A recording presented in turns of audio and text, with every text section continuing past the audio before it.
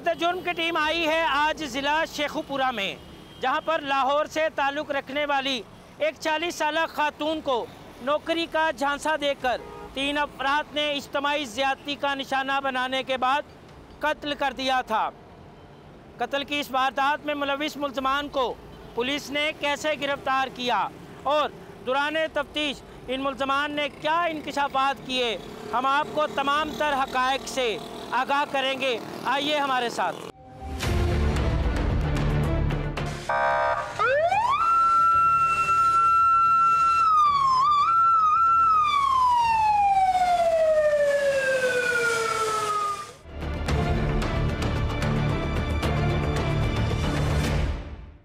सांदा के इलाका से रिज़्क़ की तलाश में नारोवाल आने वाली बदकिस्मत साबरा को 3 मुल्ज़मान ने मुरीद के मोड़ से अगवा किया और इस मुकाम पर लाकर उसे न सिर्फ इज्तिमाई ज़्यादती का निशाना बनाया बल्कि बदतरीन तशद्दुद करने के बाद उसे कत्ल कर दिया। ये वो मुकाम है जहाँ पर हवा की बेटी के साथ 3 दरिंदों ने इज्तिमाई ज़्यादती करके उसे मौत के घाट उतार दिया था। अगर मैं आपको ये तमाम व्यूज़, ये तमाम मनाज़र दिखा सकूं तो ये एक निस्बतन नारोवाल रोड से मुहल्का सुनसान सड़क है, जहां पर मगरिब के बाद पैदल चलना और मोटरसाइकिल और कार सवार जो है वो उनकी आमदोरफ्त तकरीबन ना होने के बराबर होती है। पुलिस आज भी इस जगह पर आई है कुछ शवाहद इकट्ठे करने, कुछ तफ्तीश जो है उसके दायरा कार को मज़ीद वसी करने के लिए पुलिस जो है यहाँ पर खड़ी एक दूसरे से मुशावरत कर रही है कि किस तरह मुल्ज़मान जो थे वो उस खातून को, बदकिस्मत खातून को अगवा करके यहाँ पर लाए होंगे और कैसे उसको इन खेतों से गुजार कर और उस जगह पर लेकर गए होंगे जहाँ उन्होंने उसे इज्तिमाई ज़्यादती का निशाना बनाया और उसके बाद कत्ल करके उसकी लाश को फेंक कर फ़रार हो गए।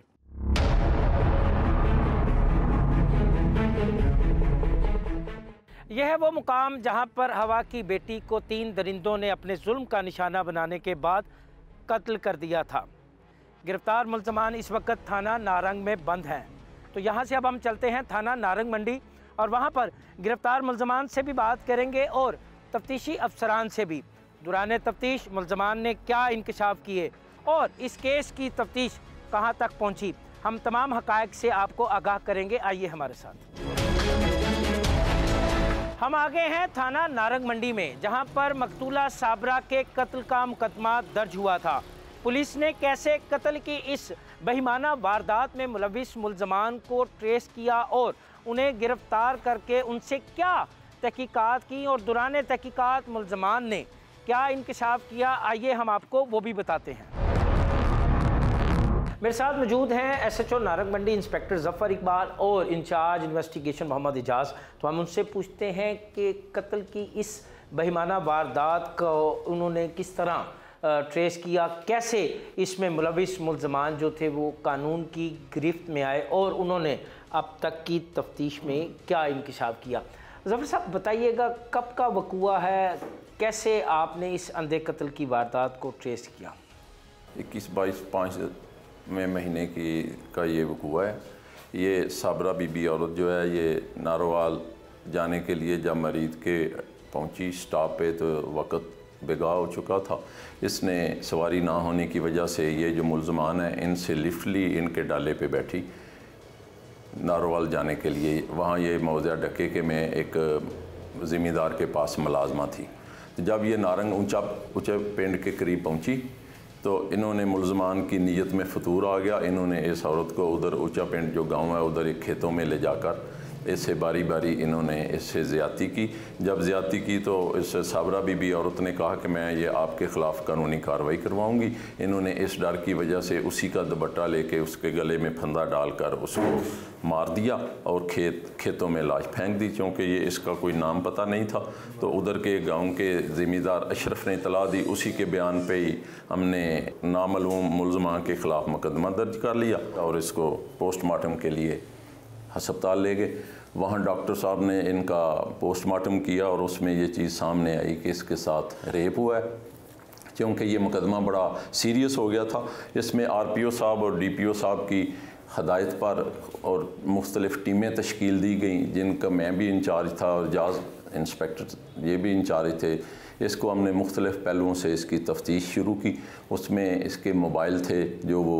अच्छा, आपको कैसे पता चला कि मकतूला के पास मोबाइल था? जब अपने उसकी लाश वहाँ से उठाई थी तो वहाँ से जो है उस वक़्त तो मोबाइल नहीं मिले थे, तो बाद में आपको कैसे इस चीज़ का पता चला? इसकी जब हमने मोबाइल पे और मुख्तलिफ़ केबल पे तस्वीर चलवाई ना कि जिसकी है वो शनाख्त कर ले, तो इसका भाई अस्पताल पहुँच गया।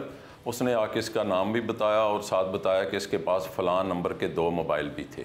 तो उनके बताने पे हमने वो मोबाइल की वो CDR जो हैं वो हासिल की, और उन CDR की मदद से ये जो मुलज़मान हैं इनके मोबाइल नंबर ट्रेस किए, और ट्रेस करने के बाद हम तफ्तीश का दायरा जो है वो वसी हुआ, और जिससे ये मुलज़मान को हम पकड़ने में कामयाब हुए, और ये तफ्तीश जो है एजाज साहब ने फिर शुरू की।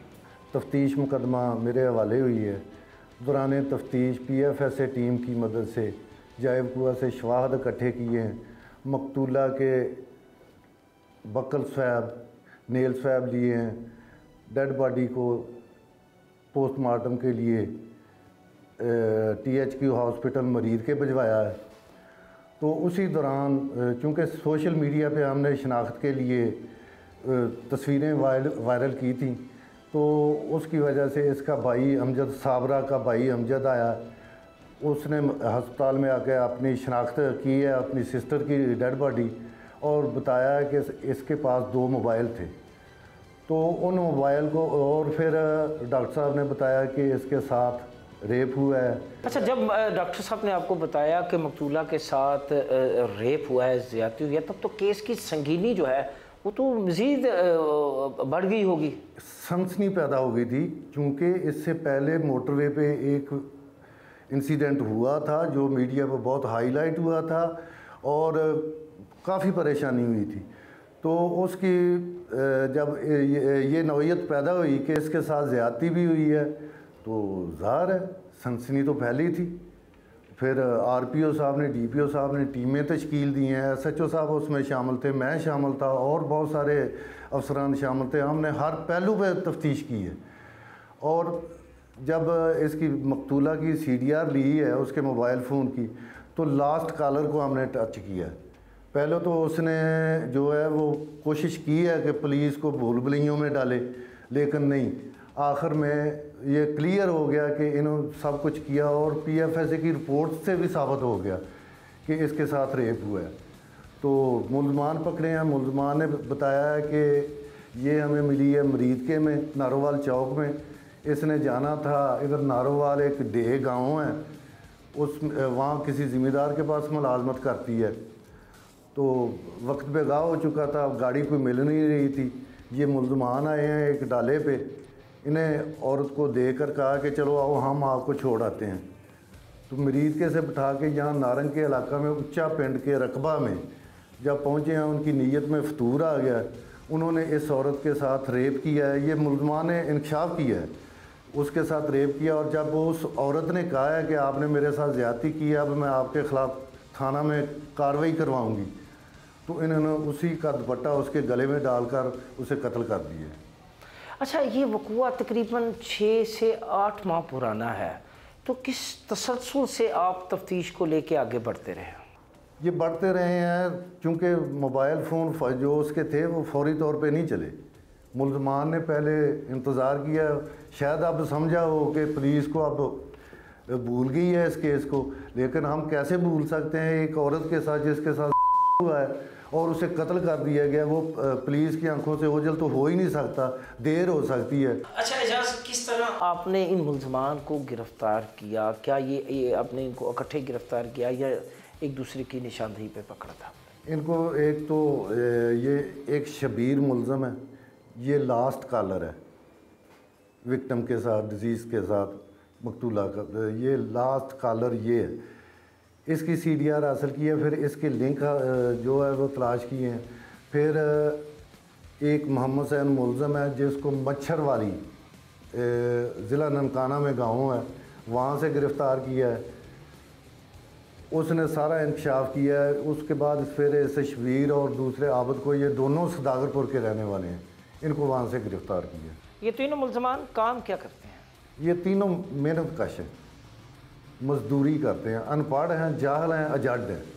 आपने बातें सुनी SHO नारंग और इंचार्ज इन्वेस्टिगेशन की। मुलजम हाल पुलिस की गिरफ्त में है, तफ्तीश का सिलसिला जारी है। अब यहाँ से हम चलते हैं इन दरिंदों के पास, इन सफाक मुलजमान के पास जिन्होंने एक खातून को अगवा करके ज़्यादती का निशाना बनाने के बाद कत्ल कर दिया और ये सोच कर बैठ गए कि शायद कानून जो है वो उनको नहीं ढूंढ पाएगा, मगर कत्ले नाहक है जो कभी छुपता नहीं। आइए मेरे साथ। ये हैं वो सफाक मुलज़म जिन्होंने एक ख़ातून को न सिर्फ अगवा किया बल्कि उसे इज्तिमाई ज़्यादती का निशाना बनाने के बाद उसी के दुपट्टे से फंदा देकर मौत के घाट उतार दिया। ये तीन ख़तरनाक मुलज़म जो है अब कानून की गिरफ्त में है। तो हम इनसे पूछते हैं इनकी इसी घनौनी वारदात के हवाले से। क्या नाम है आपका? आबद। आबद, कहाँ के रहने वाले हो और क्या करते हो? मैं मजदूरी करने सदागरपुरे के रहने वाले। क्यों ये जुल्म किया? क्यों उस खातून को आपने ज़्यादती का निशाना बनाने के बाद कत्ल किया? क्या डर या खौफ नहीं था पकड़े जाने का? है था। हुण सर गलती की माफ़ी भी तो मंगन डे हैं ना, गलती की माफ़ी भी तो मंगन डे हैं सर। किस चीज़ की माफ़ी? एक खातून को बेईमाना अंदाज में कत्ल कर दिया, फिर उसकी लाश फेंक कर चले गए। 8 माह बाद तुम्हें माफ़ी का ख्याल आया? बस गलती हो गई है ना सर। क्या गलती हो गई? जो इंसान को चेतान पड़ जाता है फिर गलती हो गई। गलती मानते भी रहे हैं ना सर। अब हथकड़ियाँ तो तुम्हें लगी हैं, शैतान को तो नहीं लगी? हाँ जी, हमें लगी हैं। बात करो ना, क्यों ये जुल्म किया? बस गलती हो गई है ना सर। अल्फाज नहीं अदायगी के लिए, बस गलती हो गई, बस गलती हो गई, शैतान ने वर्गलाया था। ये वही रवायती से जुमले हैं जो हर जुर्म करने वाला पकड़े जाने के बाद अदा करता है। आपका क्या नाम है? जी मोहम्मद सैन। मोहम्मद सैन, क्यों ये जुल्म ढाया? जी मरीज को ਅਸੀਂ ਇੱਥੇ ਇਕੱਠੇ ਹੋਏ ਰਲ ਕੇ ਬਹਿ ਗਏ ਡਾਲੇ ਦੇ ਉੱਤੇ, ਜਿਸੇ ਨਾਰੋ ਵਾਲਾ ਆ ਸਾਡੀ ਨੀਅਤ 'ਚ ਗਲਤੀ ਬਣ ਗਈ। ਫਿਰ ਹਟ ਕੇ ਅਸੀਂ ਇਹ ਪਿੱਛੇ ਟੁਰ ਗਏ ਚੜਦੇ ਪਿੰਡ। ਉੱਥੇ ਜਾ ਕੇ ਸਾਡੀ ਨੀਅਤ ਫਿਰ ਅਸੀਂ ਗਲਤੀ ਕਰ ਬੈਠੇ ਆ ਤੇ ਗਲਤੀ ਦੀ ਮਾफ़ी मिल जाए। गलती की माफ़ी? कत्ल किया भाई एक खातून को आपने, किस चीज़ की माफ़ी मांग रहे हैं आप? जी सर, गलती की माफ़ी मंग रहा है। जो गलती साढ़े को होगी उसकी माफ़ी मंग रहा है। शादीशुदा हो? कितने बच्चे हैं? बच्चे जी मेरे को 5 ने, 4 बच्चियाँ ने, 1 बच्चा। तो ज़रा खौफ ना आया, डर ना आया कि पकड़े गए तो उनका क्या बनेगा? जी सर, गलती हो गई, माफ़ कर दो। गलती हो गई, आपसे माफ़ कर दो। उस बेचारी का ये कसूर था कि उसने आपसे लिफ्ट ली थी? बस जी साड़ी गलती हो गई है जी, उन्होंने का केड़ा कसूर, साढ़े को गलती हो गई, माफ़ की जाए। किया कैसे? क्यों ये फतूर जहन में आया? ये मैं जी बत्थू जी साढ़े नाल बह गए ने मुरीद के अड्डे विचों, तो जिस अगे आया साढ़े गलती साड़ी है, साढ़े जहन में फतूर पै गया, नीयत साड़ी खराब हो गई। तो जी फिर असी वापस चले गए, उत्थे जाके गलती हो गई, साढ़े को सर मारी कि हुण गलती की माफ़ी दी जाए। वही एक लफ्ज़ की गर्दान, गलती हो गई, गलती हो गई, माफ़ी दी जाए, गलती हो गई, माफ़ी दी जाए। क्या इस गलती का एहसास जुर्म करने से पहले नहीं होता? एक इंसानी जान, एक खातून घर से निकली और इन 3 दरिंदों के हत्थे चढ़ गई, इज़्ज़त गंवाई, जान गंवाई। अब पकड़े जाने पर ये कह रहे हैं जी गलती हो गई, माफ़ी दी जाए। ये तीसरा मुलज़म है। क्या नाम है भाई आपका? शबीर अहमद। शबीर, क्या वक़ुआ, किस तरह ये पेश आया, कैसे ये जुल्म ढाया? सर बस गलती हो गई, हुण की कह सकने हैं एदा हुण और कुछ तो कहो ना, बताओ कैसे ये जुल्म ढाया है, क्या था, क्यों गलती हो गई? अच्छे भले बाशऊर आदमी हो। बस सर गलती हो गई। क्या काम करते हैं? मैं ड्राइवर हूँ जी और सदागरपुरे का रहने वाला हूँ। 4 बच्चे हैं मेरे। बीवी फौत हो गई, छोटे छोटे बच्चे हैं। तो डर ना आया अब बच्चों का क्या बनेगा? तुम तो जेल में जा रहे हो, थाने में बंद हो, बच्चे तो उनका क्या बनेगा? बाजी डर तो है ना फिर। तो करते वक्त डर नहीं आया? बस अल्लाह मर्ज़ी है अल्लाह की, बस अल्लाह माफ़ कर दे, बस यही है। जुर्म करते हुए अल्लाह का खौफ नहीं था? था। तो फिर क्यों किया? बस ये गलती हो गई, फिर की कर सकते हैं। इन तीनों मुल्ज़मान की आपने गुफ्तगू सुनी, चेहरे पे शायद मुझे महसूस हुआ है कि थोड़ा सा खौफ और शर्मिंदगी के आसार, शायद ये थाने का असर है। फ़िलहाल तीनों की एक ही गर्दान है, गलती हो गई जी, माफ़ी दी जाए। जब एक ख़ातून को अगवा करके उसे इज्तिमाई तौर पर ज़्यादती का निशाना बनाने के बाद उसे कत्ल कर दिया जाए, फिर कहा जाए जी गलती हो गई, माफ़ी दी जाए। खैर, आपने बातें सुनी मुल्ज़मान की, और अब हम चलते हैं इस केस के जो मुद्दई हैं मकतूला के भाई, उनके पास, और उनसे पूछते हैं कि कत्ल की इस वारदात की तफ्तीश से क्या वो मुतमईन है। आइए हमारे साथ। अब मेरे साथ मौजूद हैं उस बदकिस्मत खातून के भाई अमजद, जो कि इस मुकदमे के मुद्दई भी हैं। अमजद, बड़ा अफसोसनाक वाक़या है, अल्लाह ताला आपको सब्र दे। बताइएगा कि क्या वाक़या है और आपको कैसे पता चला कि आपकी बहन के साथ ये जुल्म हुआ है? सर जी, वो घरेलू मुलाजमत सी, चाचे के पुत्र ने लवाई सी। जुम्मे वाले दिन वो बेचारी इत्थों बैठी है, मई का महीना सी, फुल गर्मी सी। सानू 2 दिन बाद कॉल आई कि आके तुसी डैड बाडी आके पछाण लो डिस्ट्रिक्ट हस्पताल चों। असी लाश नूं वेख्या कि वाकई मेरी भैन सी। वो असी फिर सबर नाल लै गए उन्होंने सपुर्दे खाक कर दिता। मैं तो बिल्कुल ना उम्मीद हो गया हाँ पुलिस वालियां तो कि साडा भी गरीब बंदे की कोई सुनाई होएगी। और मैं हुण मुतमिन ने अपनी पंजाब पुलिस दे और जज साहब दे कि मेरे 9 महीनों बाद मेरे मुजरम बाहर कढ़ के विखाए भी नहीं इन्होंने। मैं बहुत शुक्रगुजार हाँ और मैनू इंसाफ मिलना चाहिए। क्या मैं मेरी भैन मरी है ना, इन्होंने भी फाए लाओ। बस मैं गरीब आदमी है, पता नहीं 400 के 500 रुपया शाम को असी मजदूरी कमा के अपने बच्चों का पेट पता नहीं किवें पालने। सानू इन्होंने 9 महीने हो गए ना सर जी, मैनू जलील होंदे आ। मैनू हुण समझ लो कि मुजरम जज साहब ने फड़े ने, मैं इन्हों का बहुत शुक्रिया अदा करना। अच्छा अमजद, ये बताओ, क्या आपकी बहन शादीशुदा थी? शादीशुदा थी, ठीक है। उसको तलाक हो गई थी क्योंकि बच्चे का ना हो नहीं सकता था, कि रसोली निकली, डॉक्टरों ने निकाल दी, उसने माँ नहीं बन सकती। वो आदमी ने तलाक दे दी, ठीक है। फिर मेरे साथ ही रही है घर में, काम हम इकट्ठे ही करते थे, ठीक है। चाचे के लड़के ने लगाई इधर, 3 महीने 10 दिन काम किया उसने। फिर आपके सामने ये जोर हुआ। क्या मुतालबा करते हैं वज़ीर आला पंजाब और आईजी पंजाब से? आईजी पंजाब से भी मेरा मुतालबा है, वज़ीर आज़म से भी मुतालबा है कि इन लोगों को सख्त से सख्त कार्रवाई भी हो, इन लोगों पे फांसी भी हो इन लोगों के। क्योंकि मेरी बहन तो मर चुकी है, मैं माशरे में सबकी बहनें बचाना चाहता हूँ। मेरी तो गुजर गई है भाई, ऐसे मुजरों को छोड़ भी देती है हुकूमत इंसाफ कर दे मेरा गरीब आदमी का, क्योंकि पाकिस्तान में गरीब आदमी को इंसाफ नहीं मिलता, उसकी जूतियाँ टूट जाती हैं इंसाफ के मगर नहीं मिलता। मैं तो गुजारिश यही है वज़ीर आज़म से कि इन लोगों को फांसी लगाई जाए।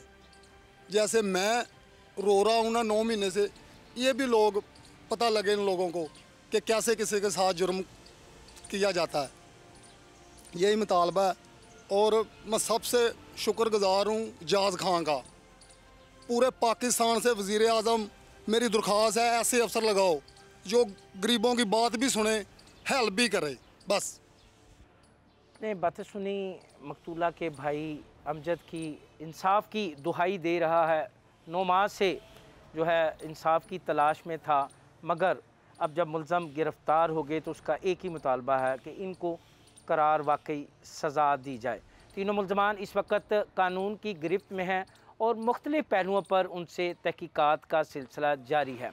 यहाँ वक्त हुआ है एक ब्रेक का। ब्रेक के बाद हम जाएंगे थाना फ़िरोज़वाला में, जहाँ पर एक मासूम बच्चे को तावान की खातर अगवा किया गया। अगवा बराए तावान की इस वारदात का ड्रामाई ड्रॉप सीन क्या हुआ, हम आपको वो भी बताएंगे।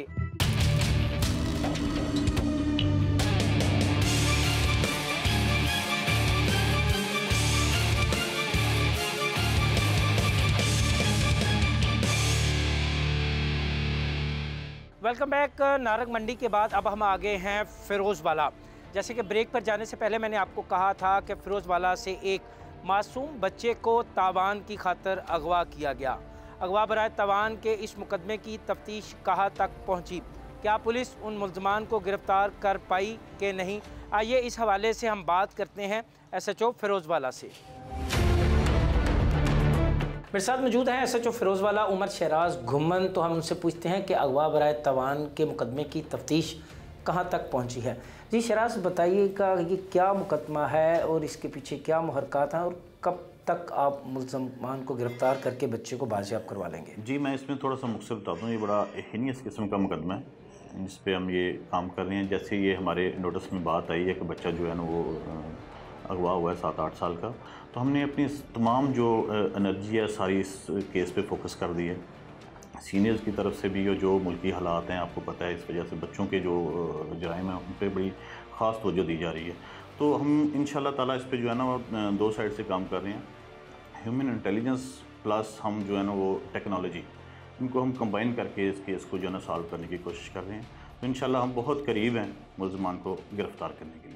SHO फ़िरोज़वाला उमर शहराज का कहना है कि मुकदमे की तफ्तीश जारी है। उम्मीद है कि जल्द ही मुल्ज़मान को गिरफ़्तार करके बच्चे को बाजियाब करवा लिया जाएगा।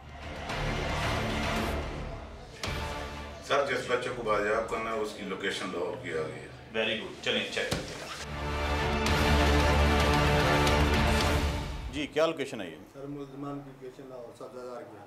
जी, लेट्स गो, मूव करते हैं। पुलिस को मुल्ज़मान की लोकेशन मालूम हो गई। अब पुलिस रेड करने जा रही है। देखना यह है कि बच्चे को बाहिफाजत बाजियाब करवा के मुल्ज़मान को गिरफ़्तार किया जाता है या फिर पुलिस नाकाम लौटती है। आइए हमारे साथ, हम आपको तमाम मनाज़र दिखाएंगे। पुलिस रेड के लिए थाने से निकल गई है। अब पुलिस उस बच्चे को बाहिफाजत बाजियाब करके कामयाब वापस लौटती है या नाकाम, हम आपको तमाम मनाज़र से आगाह करेंगे। हमारे साथ रहिएगा।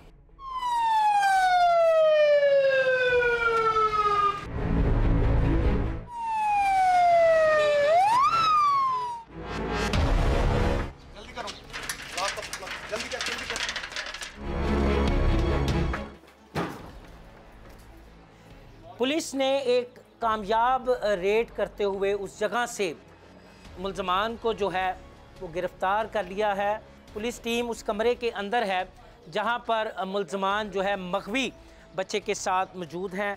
अंदर की क्या सूरत हाल है वो भी हम आपको दिखाते हैं। एक कामयाब कार्रवाई के बाद मग़वी बच्चा जो है उसको बाजियाब करवा लिया, जबकि दोनों मुल्ज़मान जो हैं वो भी गिरफ़्तार कर लिए गए हैं, जिनके चेहरे ढाँप दिए हैं पुलिस ने।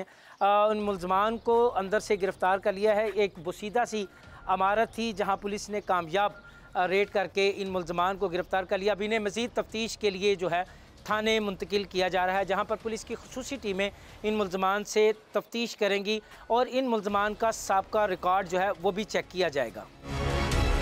9 साला अजान को पुलिस ने बाजियाब करवा लिया। अब अजान है अपनी वालदा की गोद में। माँ की खुशी का ठिकाना जो है वो भी कोई नहीं है। बेटा भी ख़ुद को महफूज तस्वुर कर रहा है माँ की गोद में। मेरे साथ मौजूद है मासूम अजान की माँ, तो हम उनसे पूछते हैं कि आज उनके जज्बात क्या हैं और इसके साथ साथ हम ये भी पूछेंगे कि मासूम अजान कैसे अगवा हुआ था। पहले तो आपको बहुत शुक्रिया, आपका बेटा पुलिस ने बर वक्त कार्रवाई करके बाहिफाजत बाजियाब करवा लिया। अभी बताइएगा ये कब अगवा हुआ था, कैसे अगवा हुआ था? अस्सलाम वालेकुम। ये अजान 28 तारीख को स्कूल से घर जा रहा था। दोनों बहन भाई जा रहे थे, तो इसने रास्ते में बच्चे को मेरे को पकड़ लिया, अगवा कर लिया। तो मेरी बच्ची रोती भी घर गई है, कैसे भाई को उठा के ले गए हैं। मुझे हमें कोई पता नहीं था कि कौन ले आया, कौन लोग नहीं है, कौन लोग नहीं, ये लोग हैं, हमें इनका नहीं था पता। तो इसकी ये पता चल फिर इसका पता चला, ये वीडियो इसकी आई है कैमरे में, दुकान से वीडियो लिया तो वहाँ से पता चला ये लोग हैं। फिर हम लोग पुलिस में आगे तलाब वगैरह दी है, तो अल्लाह के शुक्र से भी इनके ताउन से हमें मेरा बेटा हमें मिल गया। आज क्या महसूस कर रही हैं? बेटे को गोद में है आपकी? बहुत ज़्यादा खुशी महसूस कर रही हूँ कि अल्लाह पाक ने मुझे फिर दोबारा से इसे दिया। क्या कहना चाहेंगे मज़ीद इस पर? ये कहना चाहूँगी इनके ताउन, ये फ़िरोज़ वाला जो पुलिस है, इनके ताउन से हमारा बच्चा हमें मिला है। अल्लाह पाक का शुक्र है, इनके ताउन से हमें अल्लाह पाक ने। अज़ान की वालदा की बातें आपने सुनी। अब हम बात करते हैं नन्हे अज़ान से। वो अब कैसा महसूस कर रहे हैं? अज़ान कैसा लग रहा है बेटा आपको? अच्छा लग रहा है। क्या अच्छा लग रहा है आपको बेटा? अच्छा लग रहा है पापा के पास आके, माँ बाप के पास वापस आके। अच्छा, ये जो गंदे और डर्टी किस्म के लोग थे, ये आपको मारते तो नहीं थे? मारते थे। क्या कहते थे? कहते चुप रहना वरना मार देना, तो बोलना नहीं है वरना मार देना।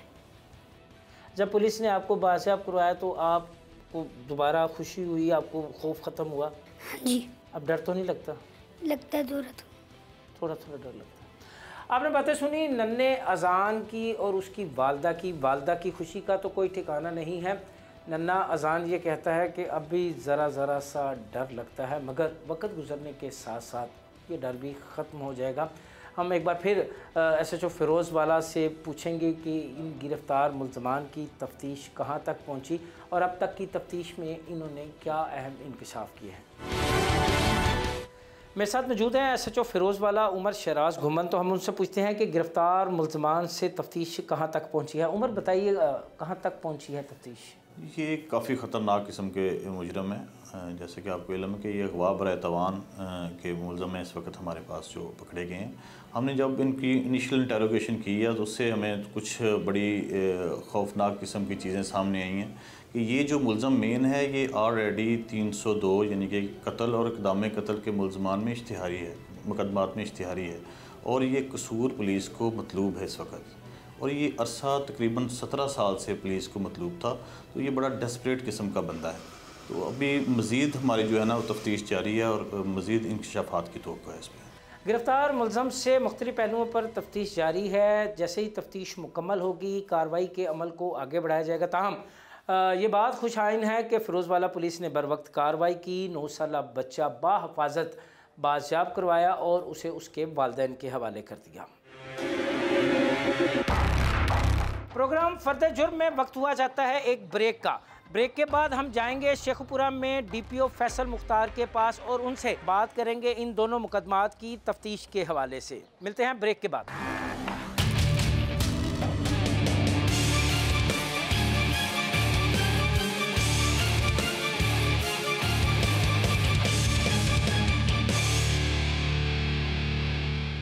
Welcome back. अब हम आ गए हैं DPO शेखुपुरा फैसल मुख्तार के पास। तो हम उनसे पूछते हैं फ़िरोज़ वाला में अगवा बराए तावान का जो केस है उसकी तफ्तीश कहाँ तक पहुँची, जबकि नारंग मंडी में ज़्यादती के बाद खातून को कत्ल करने वाले 3 मुल्ज़मान की तफ्तीश जो है वो हतमी मराहल में दाखिल हो गई है कि नहीं। फैसल साहब अस्सलाम वालेकुम। पहले तो ये बताइएगा कि फ़िरोज़ वाला पुलिस ने गुज़श्ता दिनों एक अगवा बराए तावान का जो है केस ट्रेस किया जिसमें 9 साला बच्चे को बाहिफाजत बाजियाब करवाया गया। इस केस के पीछे मुहरकात क्या थे और अब तक गिरफ़्तार मुल्ज़मान ने तफ्तीश में क्या इंकशाफात किए हैं? जी बिस्मिल्लाहिर्रहमानिर्रहीम। थाना फ़िरोज़ वाला की हदूद में जब पिछले दिनों एक अगवा बराए तावान का वक़ूआ पेश हुआ था, उसमें हमने जो 9 साला बच्चा अज़ान था उसको अल्हम्दुलिल्लाह बाहिफाजत बग़ैर किसी तावान के बाजियाब करवाया। ये एक अल्लाह ताला की तरफ से एक हमारे लिए बहुत बड़ी कामयाबी थी। ये बच्चा जो है ये स्कूल का तालिब इल्म है, 4थी क्लास का, और उस दिन स्कूल में गया और स्कूल से वापसी पर अपनी सिस्टर के साथ ये वापस आ रहा था कि रास्ते में 2 मोटरसाइकिल सवार जो थे उन्होंने इसको अगवा किया और बच्ची जो उसकी बहन थी उसको वहीं पर ही ड्रॉप कर दिया और बच्चे को लेके ये चले गए। इसके वाक़े की इत्तला मिलते ही एक बहुत ही बच्चे के अगवा का मसला एक बहुत बड़ा इशू होता है डिस्ट्रिक्ट के लिए, तो हमने भी इसमें फिर जो हमारी कोशिशें थी वो शुरू की बच्चे को CCTV कैमराज के ज़रिए। फिर जब उनको कॉल आ गई कि भी हमें जो है वो तावान की जो है वो अदायगी 5 लाख रुपए तावान उन्होंने डिमांड किया, तो उस कॉल और वो जब CCTV कैमरा उसकी मदद से फिर हमने मुल्ज़मान की तलाश शुरू कर दी। तो 1 दिन 2 दिन फिर जब हमने हमारे इसमें सबसे एक इम्पॉर्टेंट बात ये भी होती है कि बच्चा जो है उसको कोई नुकसान ना पहुँचे, इसलिए हम इसमें किसी किस्म की भी जल्दबाजी करने से गुरेज़ करते हैं और उस वक्त तक ऑपरेशन जो है वो स्टार्ट नहीं करते जब तक हमें इस बात का यकीन ना हो जाए कि हमारा ऑपरेशन जो है वो कामयाब होगा। तो इसमें जब हमारे कुछ दिन लग गए तो लेकिन इसमें हमें कामयाबी ये मिली कि हमने उनकी जगह का पता कर लिया, हमने अपनी उस जगह की रेकी कर ली। तो इसमें हमने पुलिस की टीम जो डिफरेंट टीम्स हैं वो तरतीब देकर तो अल्हम्दुलिल्लाह वहाँ पर रेड करके हम बच्चे को भी बाजियाब कर लिया और उसमें हमने जो 2 मुल्ज़मान थे वो भी हमने इसमें गिरफ़्तार कर लिए। अच्छा फैसल, ये बताइएगा कि इस केस को ट्रेस करने के लिए कौन से ऐसे खतूत थे जिन पर तफ्तीश की गई और किस टेक्नोलॉजी की आपने मदद ली? देखिए, कुछ चीज़ें जो हैं वो इन्वेस्टिगेशन में जो चीज़ें होती हैं वो सीक्रेट होती हैं और हम चाहते हैं कि वो ज़रा सीक्रेट ही रहें। लेकिन इसमें इस केसेस में जो कि अगवा बराए तावान के होते हैं इनमें ह्यूमन इंटेलिजेंस और उसके साथ साथ जो टेक्निकल असिस्टेंस होती है वो बहुत ज़रूरी होती है। तो उसमें हमारे साथ जो हैं वो हमारी जो सिस्टर इंटेलिजेंस एजेंसीज़ हैं उनका तावन भी होता है। उसके साथ जो CCTV कैमरा उनकी फुटेज, फिर वहाँ से उनको फुटेज को रिफ़ाइन करने के लिए जो हम PFS से जो हमारी फोरेंसिक साइंस एजेंसी है पंजाब की, वहाँ से उनको क्लियर करवाना होता है, नीट करवानी होती है चीज़ों को। और इसके अलावा वो जो फ़ोन के जो यूज़ करते हैं उसमें, तो इसके साथ जो इनको हम जो ह्यूमन इंटेलिजेंस आती है उसके साथ कोलैबोरेट कर रहे होते हैं, रेकी करना इलाके की और मुल्ज़मान को उनकी नकलो हरकत पर नज़र रखना। तो ये चीज़ें मिल के फिर हम जो है वो कोई इस स्टेज पर पहुंचते हैं कि हम कोई ऑपरेशन जो है वो कंडक्ट कर सकें।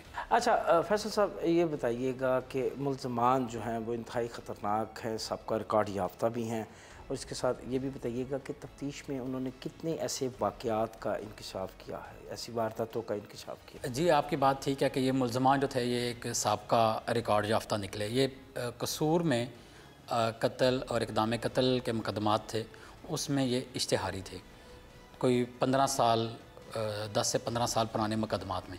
तो वहाँ से ये रहायश तर करके मुख्तलिफ़ जगहों पर यह रहायश जो है वो इख्तियार करते रहे हैं।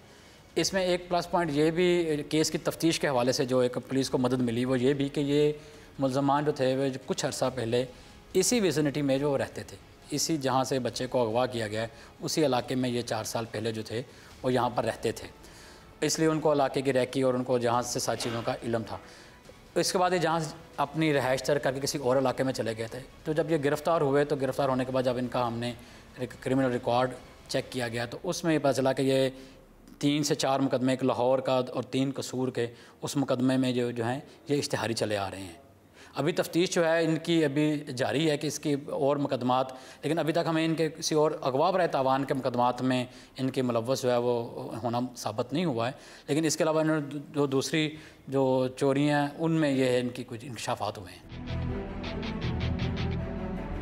अच्छा फैसल साहब, ये बताइएगा नारंग मंडी जो एक अंधा कत्ल हुआ था खातून का जिसको ज़्यादती के बाद कत्ल कर दिया गया था, उसकी तफ्तीश के बारे में। जी, ये एक बहुत ही अलमनाक एक इंसिडेंट लास्ट ईयर मई में ये पेश आया कि एक ख़ातून को कत्ल करके जो है वो खेतों में डाल दिया गया और वहाँ से उसकी डेड बॉडी जो है वो मिली थी थाना नारंग मंडी की हदूद में। तो जब वहाँ से डेड बॉडी मिली तो वो उसकी शनाख्त नहीं हुई थी मकतूला की। बाद में जब हमने उसको सोशल मीडिया पर उसकी तशहीर की तो उसकी डेड बॉडी को देख के और उसके वरसा जो थे वो लाहौर से आए। तो शनाख्त करने पता चला कि ये इस औरत का नाम साबरा बीबी है, इसकी तकरीबन उम्र 40 साल थी। ये सांदा ज़िला लाहौर की रहने वाली थी। यहाँ पर घर से अपनी नौकरी के लिए, नौकरी की तलाश के लिए निकली थी, तो यहाँ पर उसकी डेड बॉडी जो है वो मौसूल हुई। इस इंफॉर्मेशन पर हमने जो है वो तफ्तीश का आगाज़ किया। अब तफ्तीश करने से वो एरिया जहाँ पर उसकी डेड बॉडी मिली थी उस एरिया के हमने जो मोबाइल डेटा की जो ट्रैफिक होती है उसको एनालाइज़ किया गया। फिर मकतूला से जो फ़ोन नंबर जो थे उसको शामिल तफ्तीश किया गया। फिर उसकी सारी वो देखा गया कि ये किस रास्ते से ये जा सकते हैं। फिर उसकी मोबाइल डेटा से उसकी जो लोकेशंस थी, आखिरी लोकेशंस कहाँ पर थी, तो ये सारी चीज़ों को CCTV कैमरा को सारी चीज़ों को करके फिर हमने हमें लाइन ऑफ एक्शन मिला। उसके ऊपर कुछ हमें सस्पेक्ट्स मिले, कुछ सस्पेक्ट को उठाना शुरू किया। तो फिर उसमें हमें एक जो है वो जो हमारा असल मुल्ज़म था वो हमें एक मुल्ज़म मिला। उस मुल्ज़म की जब तफ्तीश की गई तो उसमें और भी बहुत सारे जो है वो इंकशाफात हुए। सबसे पहले तो मैं ये बताना चाहता हूँ कि जब इसका पोस्टमार्टम किया गया था उस वक्त भी इस औरत के साथ ज़्यादती के अलामात पाई गई थी। डॉक्टर ने उस वक्त भी कहा था कि इस औरत के साथ पहले ज़्यादती हुई है और फिर उसको कत्ल किया गया है। तो ये एक केस जो था ये एक बहुत बड़ा चैलेंज था डिस्ट्रिक्ट पुलिस शेखुपुरा के लिए। इसके बाद जब हमने उस केस उस मुलज़म को तक हम ट्रेस हुए, मुलज़म जब हमें ये मिल गया तो उससे जो इसमें स्टोरी सामने आई वो ये आई कि ये औरत जो थी ये मरीदके से नारोवाल जाना चाह रही थी उस रात को। तो इसने ये जो मुलज़म था इसके साथ जो है वो लिफ़्ट ली कि मुझे उधर ले जाओ। इसने लिफ़्ट ली और से कहा कि मुझे नौकरी चाहिए। तो उस मुलज़म ने कहा कि जी नौकरी तो हम आपको इतनी दूर जाना, हम आपको इधर ही हमारे पास एक जगह है जहाँ पर हम आपको नौकरी जो है वो रखवा देते हैं, तो आप हमारे साथ ना घर चलें। तो उस औरत को वो घर ले गए और वहाँ पर उसने अपने 2 और साथियों को भी बुला लिया। पहले इन्होंने इसके साथ ज़्यादती की, तो जब इसने शोर मचाने पर और इसका तशद्दुद का निशाना बनाया और जब उसकी इस तशद्दुद के नतीजे में डेथ हो गई, फौत हो गई, तो उन्होंने इसको जो है वो खेतों में करीब जो ऊंचा पिंड है हमारे नारंग मंडी का हलका वहाँ पर छोड़ के ये फिर फ़रार हो गए। इसमें अब वो तीनों मुलज़मान जो थे वो हमारे गिरफ़्तार हैं। इसमें उनसे वो गाड़ी भी बरामद है और ये केस भी अल्हम्दुलिल्लाह अल्लाह के फज़ल करम से ये हमारा ट्रेस हुआ है। अच्छा फैसल साहब, ये बताइएगा कि शेखुपुरा और इसके मुहल्का इलाकों में ऐसे वाक़यात की रोकथाम के लिए आप क्या इक़दामात करें और शेखुपुरा में पेट्रोलिंग के निज़ाम को किस तरह बेहतर बनाएंगे? जी, शेखुपुरा जो है एक पुलिसिंग के हवाले से एक चैलेंजिंग डिस्ट्रिक्ट है।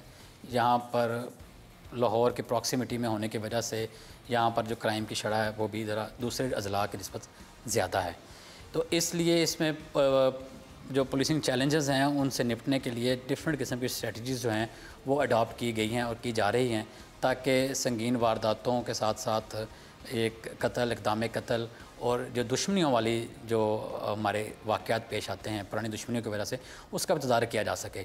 सबसे पहले तो ये है कि जो हमारे मैं प्रिवेंशन के पर आता हूँ कि पेट्रोलिंग का जो निज़ाम है वो हम उसको साइंटिफिक पेट्रोलिंग पर लेके जाना चाह रहे हैं कि मिसाल के तौर पर कि टाइमिंग, एरिया की नेचर, वारदात की नेचर किस तरह की है और उस पर हमें किस तरह की गाड़ी पर पेट्रोलिंग मौसर रहेगी, कि मोटरसाइकिल पर पेट्रोलिंग हमारी मौसर रहेगी या हमारी हैंग अराउंड सिक्योरिटी और हमारे डिकॉय ऑपरेशन। तो ये सारी चीज़ें जो प्रिवेंटिव हैं इनको हम एक प्लानिंग करके, तो डिफरेंट पुलिस स्टेशंस की डिफरेंट नीड्स हैं, डिफरेंट पुलिस स्टेशंस के नेचर ऑफ क्राइम डिफरेंट है और वहाँ पर पेट्रोलिंग प्लान भी हमारा जो है वो प्रिवेंटिव मेजर्स भी डिफरेंट है।